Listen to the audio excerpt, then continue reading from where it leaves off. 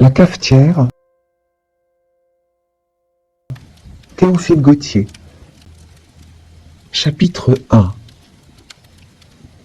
L'année dernière, je fus invité ainsi que deux de mes camarades d'atelier, Arrigo Coic et Pedrino Borgnoli, à passer quelques jours dans une terre au fond de la Normandie.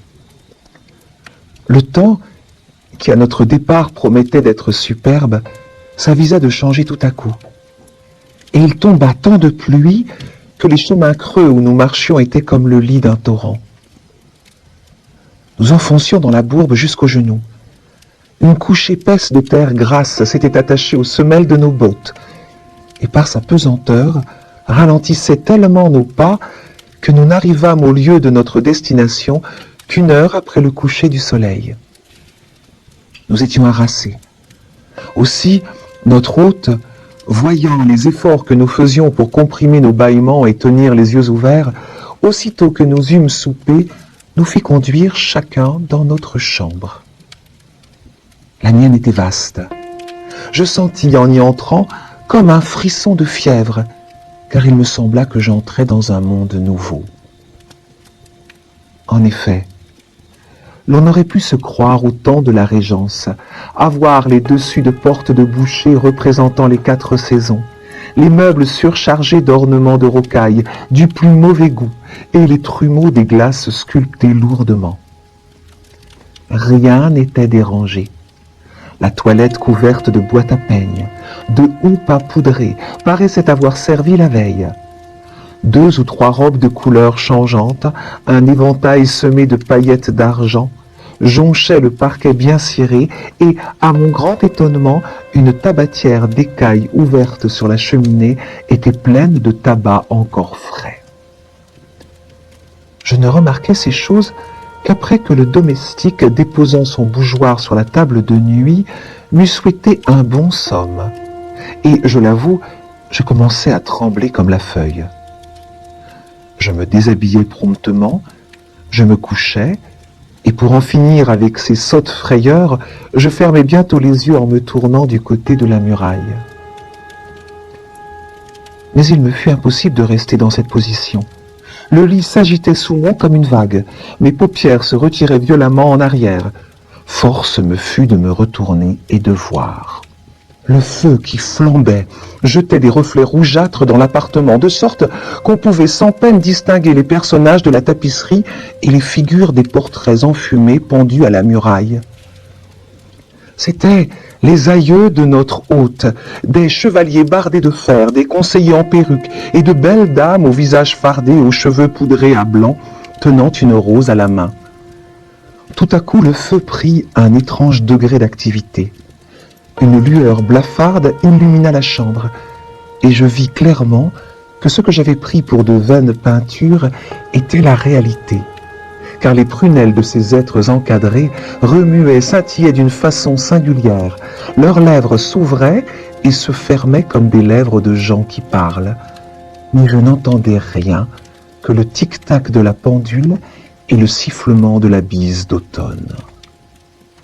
Une terreur insurmontable s'empara de moi. Mes cheveux se hérissèrent sur mon front, mes dents s'entrechoquèrent à se briser, une sueur froide inonda tout mon corps. La pendule sonna 11 heures. Le vibrement du dernier coup retentit longtemps et, lorsqu'il fut éteint tout à fait, oh non, je n'ose pas dire ce qui arriva. Personne ne me croirait et l'on me prendrait pour un fou. Les bougies s'allumèrent toutes seules. Le soufflet, sans qu'aucun être visible lui imprimât le mouvement, se prit à souffler le feu, en râlant comme un vieillard asthmatique, pendant que les pincettes fourgonnaient dans les tisons et que la pelle relevait les cendres. Ensuite, une cafetière se jeta en bas d'une table où elle était posée et se dirigea, clopin-clopant, vers le foyer où elle se plaça entre les tisons. Quelques instants après, les fauteuils commencèrent à s'ébranler et, agitant leurs pieds tortillés d'une manière surprenante, vinrent se ranger autour de la cheminée. Chapitre 2. Je ne savais que penser de ce que je voyais. Mais ce qui me restait à voir était encore bien plus extraordinaire. Un des portraits, le plus ancien de tous, celui d'un gros joufflu à barbe grise, ressemblant à s'y méprendre à l'idée que je me suis faite du vieux sir John Falstaff, sorti en grimaçant la tête de son cadre et, après de grands efforts, ayant fait passer ses épaules et son ventre rebondi entre les ais étroits de la bordure, sauta lourdement par terre. Il n'eut pas plutôt pris haleine qu'il tira de la poche de son pourpoint une clé d'une petitesse remarquable.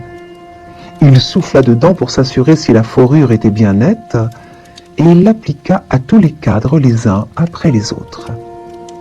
Et tous les cadres s'élargirent de façon à laisser passer aisément les figures qu'ils renfermaient.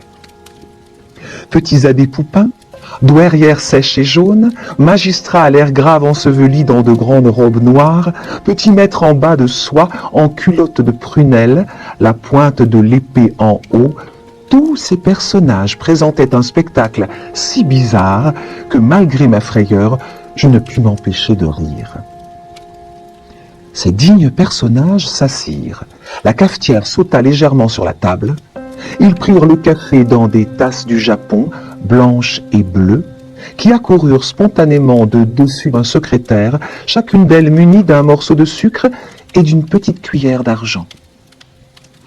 Quand le café fut pris, tasse, cafetière et cuillère disparurent à la fois, et la conversation commença.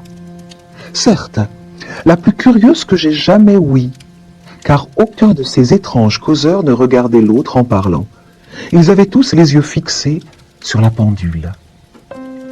Je ne pouvais moi-même en détourner mes regards et m'empêcher de suivre l'aiguille qui marchait vers minuit à pas imperceptibles. Enfin, minuit sonna. Une voix dont le timbre était exactement celui de la pendule se fit entendre et dit « Voici l'heure, il faut danser ». Toute l'assemblée se leva. Les fauteuils se reculèrent de leur propre mouvement. Alors, chaque cavalier prit la main d'une dame et la même voix dit « Allons, messieurs de l'orchestre, commencez ». J'ai oublié de dire que le sujet de la tapisserie était un concerto italien d'un côté et de l'autre une chasse aux cerfs où plusieurs valets donnaient du corps. Les piqueurs et les musiciens qui jusque-là n'avaient fait aucun geste inclinèrent la tête en signe d'adhésion. Le maestro leva sa baguette et une harmonie vive et dansante s'élança des deux bouts de la salle. On dansa d'abord le menuet. Mais les notes rapides de la partition exécutée par les musiciens s'accordaient mal avec ces graves révérences. Aussi, chaque couple de danseurs, au bout de quelques minutes, se mit à pirouetter comme une toupie d'Allemagne. Les robes de soie des femmes, froissées dans ce tourbillon dansant, rendaient des sons d'une nature particulière. On aurait dit le bruit d'ailes d'un vol de pigeons. Le vent qui s'engouffrait par-dessus les gonflait prodigieusement, de sorte qu'elles avaient l'air de cloches en branle. L'archet des virtuoses passait si rapidement sur les cordes qu'il en jaillissait des étincelles électriques. Les doigts des flûteurs se haussaient et se baissaient comme s'ils eussent été de vif argent. Les joues des piqueurs étaient enflées comme des ballons, et tout cela formait un déluge de notes et de trilles si pressées, et de gammes ascendantes et descendantes, si entortillées, si inconcevables, que les démons eux-mêmes n'auraient pu 2 minutes suivre une pareille mesure. Aussi, c'était pitié de voir tous les efforts de ces danseurs pour rattraper la cadence. Ils sautaient, cabriolaient, faisaient des ronds de jambes, des jetés battus et des entrechats de 3 pieds de haut, tant que la sueur, leur coulant du front sur les yeux, leur emportait les mouches et le fard. Mais ils avaient beau faire, l'orchestre les devançait toujours de 3 ou 4 notes. La pendule sonna 1 heure. Ils s'arrêtèrent. Je vis quelque chose qui m'était échappé, une femme qui ne dansait pas. Elle était assise dans une bergère au coin de la cheminée et ne paraissait pas le moins du monde prendre part à ce qui se passait autour d'elle. Jamais, même en rêve, rien d'aussi parfait ne s'était présentée à mes yeux. Une peau d'une blancheur éblouissante, des cheveux d'un blond cendré, de longs cils et des prunelles bleues si claires et si transparentes que je voyais son âme à travers aussi distinctement qu'un caillou au fond d'un ruisseau. Et je sentis que, si jamais il m'arrivait d'aimer quelqu'un, ce serait elle. Je me précipitai hors du lit, d'où jusque-là je n'avais pu bouger. Et je me dirigeais vers elle, conduit par quelque chose qui agissait en moi sans que je puisse m'en rendre compte. Et je me trouvais à ses genoux, une de ses mains dans les miennes, causant avec elle comme si je l'eusse connue depuis 20 ans. Mais, par un prodige bien étrange, tout en lui parlant, je marquais d'une oscillation de tête la musique qui n'avait pas cessé de jouer, et quoique je fusse au comble du bonheur d'entretenir une aussi belle personne, les pieds me brûlaient de danser avec elle.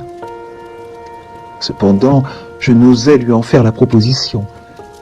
Il paraît qu'elle comprit ce que je voulais, car, levant vers le cadran de l'horloge la main que je ne tenais pas, « Quand l'aiguille sera là, nous verrons, mon cher Théodore. » Je ne sais comment cela se fit. Je ne fus nullement surpris de m'entendre ainsi appeler par mon nom, et nous continuâmes à causer. Enfin, l'heure indiquée sonna. La voix au timbre d'argent vibra encore dans la chambre et dit « Angela, vous pouvez danser avec monsieur, si cela vous fait plaisir, mais vous savez ce qui en résultera. » « N'importe, » répondit Angela d'un ton boudeur, et elle passa son bras d'ivoire autour de mon cou. « Prestissimo » cria la voix. Et nous commençâmes à valser. Le sein de la jeune fille touchait ma poitrine, sa joue veloutée effleurait la mienne, et son haleine suave flottait sur ma bouche. Jamais de la vie, je n'avais éprouvé une pareille émotion. Mes nerfs tressaillaient comme des ressorts d'acier, mon sang coulait dans mes artères en torrents de lave, et j'entendais battre mon cœur comme une montre accrochée à mes oreilles. Pourtant, cet état n'avait rien de pénible. J'étais inondé d'une joie ineffable et j'aurais toujours voulu demeurer ainsi. Et chose remarquable, quoique l'orchestre eût triplé de vitesse, nous n'avions besoin de faire aucun effort pour le suivre. Les assistants, émerveillés de notre agilité, criaient « Bravo !» et frappaient de toute leur force dans leurs mains qui ne rendaient aucun son. Angela, qui jusqu'alors avait valsé avec une énergie et une justesse surprenantes, parut tout à coup se fatiguer. Elle pesait sur mon épaule comme si les jambes lui eussent manqué. Ses petits pieds qui, une minute auparavant, effleuraient le plancher, ne s'en détachaient que lentement, comme s'ils eussent été chargés d'une masse de plomb. « Angela, vous êtes lasse, lui dis-je. Reposons-nous. » « Je le veux bien, répondit-elle en s'essuyant le front avec son mouchoir, mais pendant que nous valsions, ils se sont tous assis. Il n'y a plus qu'un fauteuil et nous sommes deux. » « Qu'est-ce que cela fait, mon bel ange? Je vous prendrai sur mes genoux. » Chapitre 3. Sans faire la moindre objection, Angela s'assit, m'entourant de ses bras comme d'une écharpe blanche, cachant sa tête dans mon sein pour se réchauffer un peu, car elle était devenue froide comme un marbre. Je ne sais pas combien de temps nous restâmes dans cette position, car tous mes sens étaient absorbés dans la contemplation de cette mystérieuse et fantastique créature. Je n'avais plus aucune idée de l'heure ni du lieu. Le monde réel n'existait plus pour moi, et tous les liens qui m'y attachent étaient rompus. Mon âme, dégagée de sa prison de boue, nageait dans le vague et l'infini. Je comprenais ce que nul homme ne peut comprendre. Les pensées d'Angela se révélant à moi sans qu'elle eût besoin de parler, car son âme brillait dans son corps comme une lampe d'albâtre, et les rayons partis de sa poitrine perçaient la mienne de part en part. L'alouette chanta, une lueur pâle se joua sur les rideaux. Aussitôt qu'Angela l'aperçut, elle se leva précipitamment, me fit un geste d'adieu et, après quelques pas, poussa un cri et tomba de sa hauteur. Saisi d'effroi, je m'élançai pour la relever. Mon sang se fige rien que d'y penser. Je ne trouvais rien que la cafetière brisée en 1000 morceaux. À cette vue, persuadé que j'avais été le jouet de quelque illusion diabolique, une telle frayeur s'empara de moi que je m'évanouis. Chapitre 4. Lorsque je repris connaissance, j'étais dans mon lit. Arrigo Cohic et Pedrino Borgnoli se tenaient debout à mon chevet. Aussitôt que j'eus ouvert les yeux, Arrigo s'écria « Ah, ce n'est pas dommage. Voilà bientôt 1 heure que je te frotte les tempes d'eau de Cologne. Que diable as-tu fait cette nuit ? Ce matin, voyant que tu ne descendais pas, je suis entré dans ta chambre et je t'ai trouvé tout du long étendu par terre, en habit à la française, serrant dans tes bras un morceau de porcelaine brisé, comme si c'eût été une jeune et jolie fille. Pardieu, c'est l'habit de noces de mon grand-père, dit l'autre en soulevant une des basques de soie fond rose à ramage vert. Voilà les boutons de strass et de filigrane qu'il nous vantait tant. Théodore l'aura trouvé dans quelque coin et l'aura mis pour s'amuser. Mais à propos de quoi t'es-tu trouvé mal ? Ajouta Borgnoli. Cela est bon pour une petite maîtresse qui a des épaules blanches, on la délace, on lui ôte ses colliers, son écharpe, et c'est une belle occasion de faire des minauderies. Ce n'est qu'une faiblesse qui m'a pris. Je suis sujet à cela, répondis-je sèchement.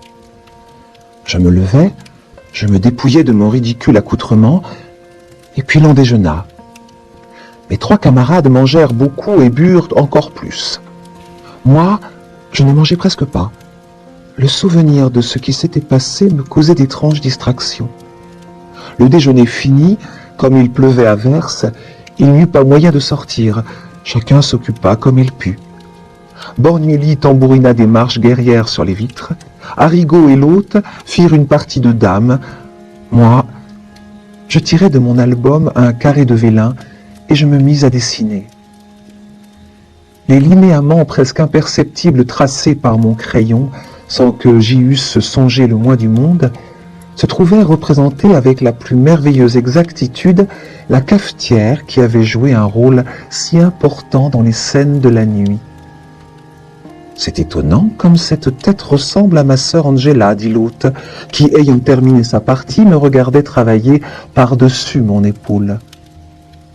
En effet, ce qui m'avait semblé tout à l'heure une cafetière était bien réellement le profil doux et mélancolique d'Angela.